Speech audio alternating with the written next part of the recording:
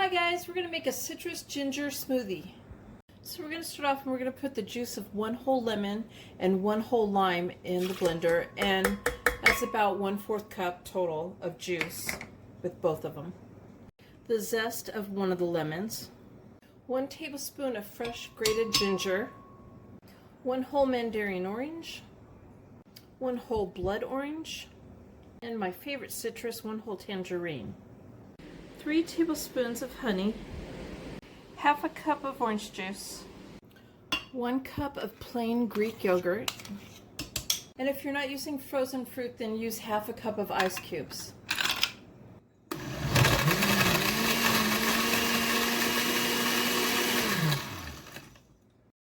This makes 2 whole servings. Enjoy!